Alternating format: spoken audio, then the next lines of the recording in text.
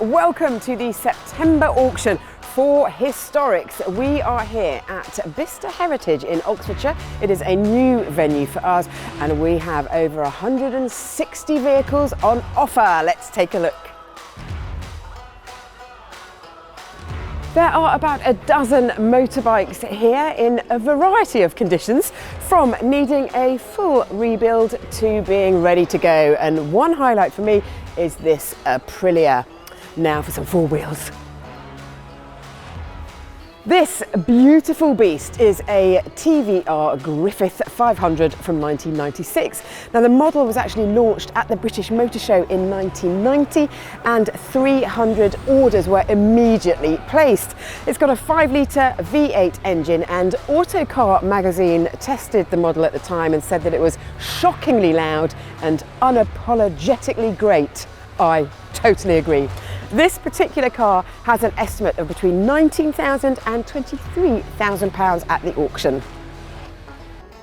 This is a 1970 Citroen DS21 Décapotable by Citroen. It is a front-wheel drive mid-size car that was available in saloon, estate and convertible guise. Now a coach builder called Henri Citroen was responsible for making it into a convertible, and these doors are actually 4 inches longer than the saloon version. Only 500 of these were ever made, so it is rare. And prices at auction, well, the estimate is between £145,000 and £160,000. This is a 1970 Renault 5 Gordini Mk1, the hot hatch of its day, capable of 110 miles an hour. 0 to 60 happened in 9.7 seconds. It's got a 1.4 litre engine and a 5-speed gearbox, and this particular car has been lovingly kept. This is the original fabric.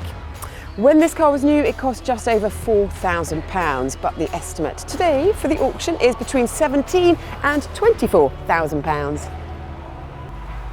This is a 1985 BMW 528i SE, and it is a particular highlight for me because my parents had one almost identically to this, so I spent many happy hours in the back seat. It's got a 2.8 litre 6-cylinder engine. This car has been recommissioned this year, having spent 20 years in dry storage, and the mileage is super low. It shows just 44,000 miles. The estimate for this car is between £12,000 and £17,000. I think I need to bid on it. Lot number 211 then is a car that doesn't really need any introduction whatsoever. It is the Ferrari F12 Berlinetta. Naturally aspirated V12, 740 brake horsepower. It is rear-wheel drive and features the amazing Ferrari dual clutch gearbox. 0 to 60 in 3.1 seconds. Should you have a bit of dry tarmac and not much in front of you, is an incredible piece of kit. A personal favourite for me. I've had 2 of these and I adore them. It is the last, probably front-engined 2-seater V12 that Ferrari are ever going to design and build with Pininfarina. They're incredible, an icon, and the estimate on this car is £135,000 to £165,000, which in today's market seems like stonking value for a car of this pedigree and actually relatively low production numbers as well. Let's see what's next. Lot number 157 then is this 1955 Mercedes 190 SL Roadster. A couple of interesting things about this car. Because it was an early example, it's actually got the gull wing seats in it. Originally an Italian car, then it spent some of its life in Switzerland, and then in 2010 it came over to its UK custodian, who then embarked on a fastidious and comprehensive restoration. This is a car that you truly need to come and see in the metal and have a poke around, because the restoration work has been absolutely fantastic, such a high standard. And indeed the interior has been done by world-renowned interior guys, D-Class Automotive, who I've had some personal contact with as well. They are an unbelievable bunch, and the interior speaks volumes for the quality of their work. It's lot number 157, so come and check it out. Lot number 183 then is this Mercedes McLaren SLR, a collaboration between the two powerhouses. This was back when McLaren Technology Centre was actually part owned by Mercedes, and obviously they did all the F1 stuff together as well. This car was produced in the era where the Carrera GT had come out, the Enzo came out, and Mercedes really brought the fight to them with this 600 plus brake horsepower Grand Tourer, if you like. This thing, I think, will be an icon in years to come. It'll be a great investment. It's obviously got the doors that you've just seen, and believe it or not, it's only covered 2,500 miles. It's been with the same custodian for the past 10 years, sat in storage, and this would be an amazing way into iconic Mercedes history, if I'm honest. That's lot number 183, and that's available at this weekend's auction. Lot number 163 then is this 1969 911E FIA race car. Not only is it built to the highest specification with renowned race car builder Steve Monk, but you also get a matching numbers road engine with the car as well. So it's ready to go on track, ready to go racing, and it's also fully ready to go on the road with a UK V5C as well. Unbelievable piece of kit, and if you're into historic racing, you'll know how formidable and how prevalent these cars were back in the day. And if you wanted to build one yourself, these days it would cost a lot more than the 65 odd grand estimate that this car has. It's lot number 163, so get going.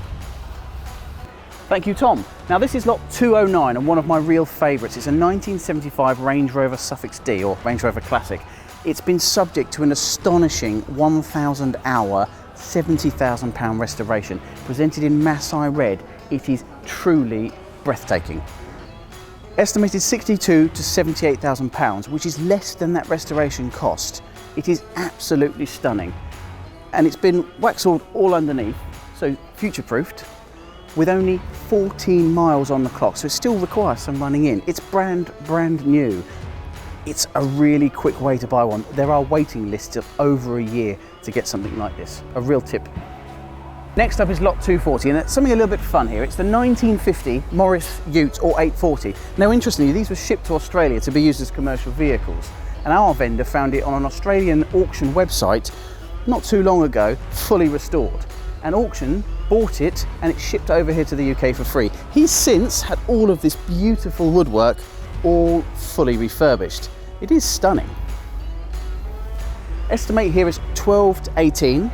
It's got a nice little soft top here to keep you dry if need be, but of course pop that back. It's a great thing to go to little festivals or down to the pub. I think this is a lot of fun. I think this will do really well, and it's a very pretty car. Lot 152 is a special car, not necessarily because of the car, although it is a lovely G500 G Wagon. It's because of its first owner. Documented and with the history file, it was Eric Clapton. I believe it was one of 3 gifted to him, and this one for his Crossroads rehab centre in Antigua. You can see there by the little tax disc. It was originally supplied to him to pick up dignitaries and celebrities from the airport and take them to the rehab centre. It's a fantastic piece of history. Estimated 30 to £38,000, which doesn't seem a lot of money to me, especially when you think of the people that must have been in the back of that G-Wagon. Rumoured to be Colin Farrell, Britney Spears, Whitney Houston, all in the back of that G-Wagon on the way to rehab. It's a fabulous piece of kit. I think it's actually very cheap. It's probably the price of a normal G-Wagon without that provenance. And ultimately you have that piece of paper to say Eric Clapton originally owned this car. But remember, no slow hands when bidding. This is sure to be a popular car. Next up, something very special, lot 207, Ferrari 328 GTS. But importantly, just not any 328 GTS, it's a pre-ABS car, so it's ultra rare. This one was found in a garage, sub 10,000 miles from new. One of just 260, estimated 110 to 150, is extremely collectible in Rosso Corsa with crema leather, of course.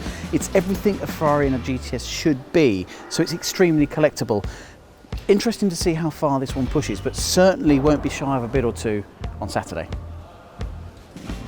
Well, that is just a snapshot of the wonderful wheels we have got on offer for the auction on Saturday. But come down to Bicester Heritage and have a look for yourselves. The preview days are Wednesday, Thursday, Friday. Doors open at 10 a.m. And then, of course, the auction on Saturday starts at 9:30. Now, you do need to register in order to bid. You can do that when you're here or online at historics.co.uk. Tom, over to you.